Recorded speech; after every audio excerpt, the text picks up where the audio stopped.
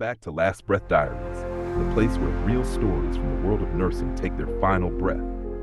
I'm glad you're here because today's story, this one's going to make you think twice about who's standing at your bedside. We're about to watch a real news clip together, so pay close attention to every detail. Listen to the tone, the facts, the faces, because after the video, I'm giving you my full commentary, and trust me, you'll want to hear it. This after federal officials caught 3 Florida-based nursing schools selling bogus diplomas for thousands of dollars a pop. Justin with us now live tonight in downtown Atlanta. It's just crazy to think that someone who maybe wasn't qualified, or put needles and otherwise into people, Justin.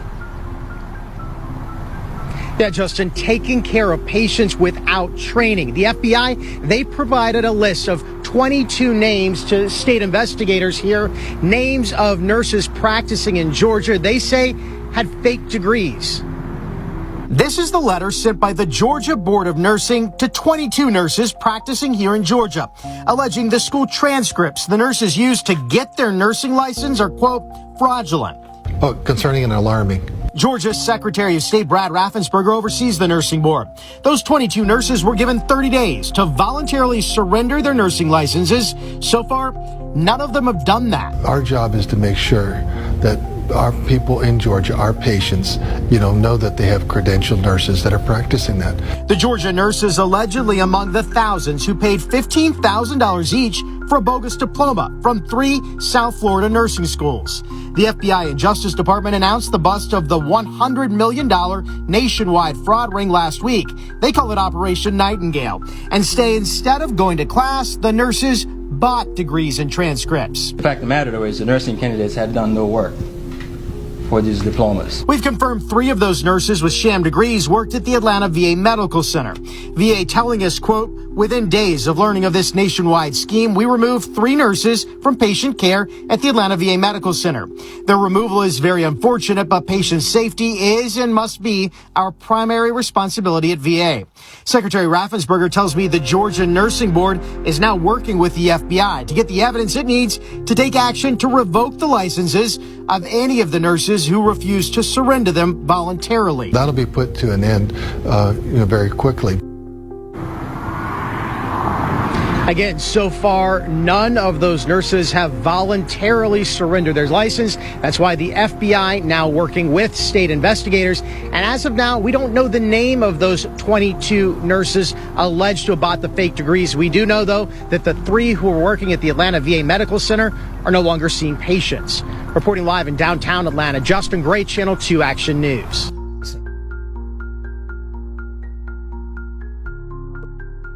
Imagine lying in a hospital bed, weak, scared, hanging on to every word coming from the nurse standing over you. You trust that they know what they're doing, that the badge on their chest, the scrubs they wear, and the calm tone in their voice mean you're safe. Now imagine finding out later that this same nurse never actually went to nursing school, never did clinical rotations, never learned patient safety, wound care, or even the basics of pharmacology.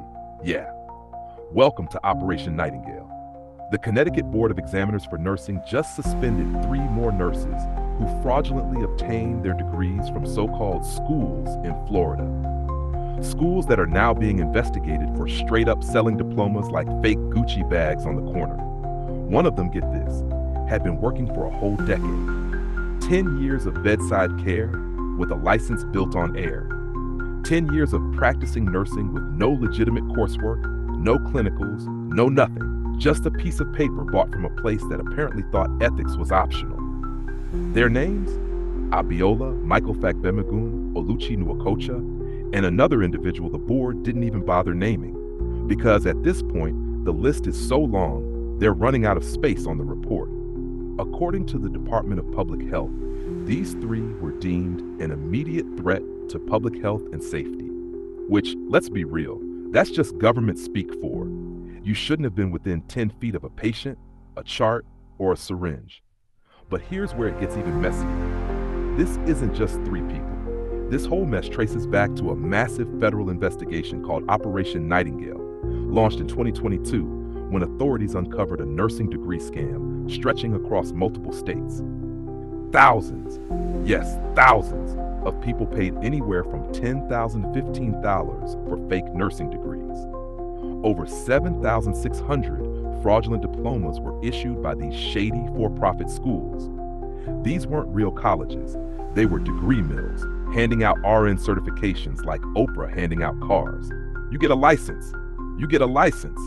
Recruiters got paid to find students, collect the money, and in return, the buyers got transcripts claiming they completed all their clinicals and coursework. All lies. No hospital hours, no patient care, nothing but paperwork. And the wild part, some of these people passed the NCLEX. Passed it because they had prior experience as LPNs or CNAs. They knew just enough to get through the test, but not enough to safely care for complex patients. It's like passing a driving test because you've ridden a bike before, not the same damn thing. Since then, the fallout's been massive.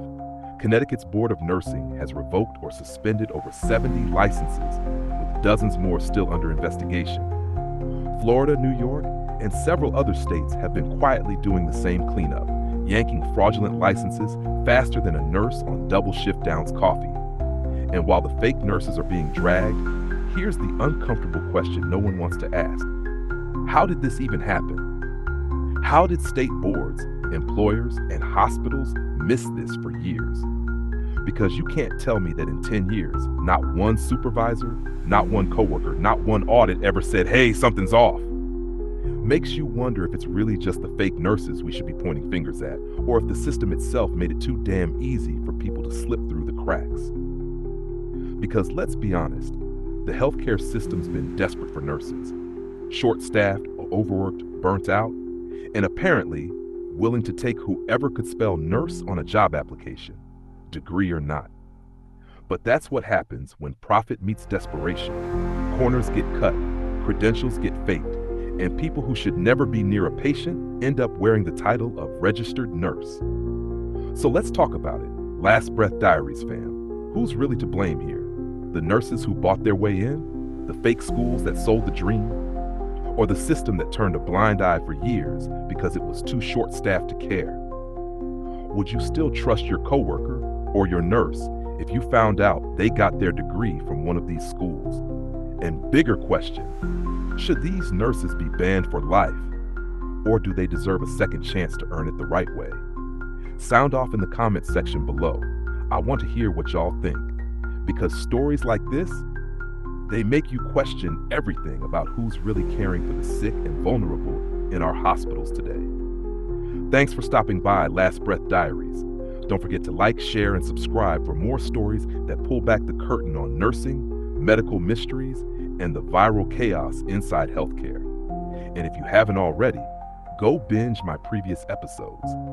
From the fake-ass nurse to the monster growing within, every story will make you realize one thing: not everyone in Scrubs earned them. Until next time, this is Last Breath Diaries, where even the truth needs resuscitation.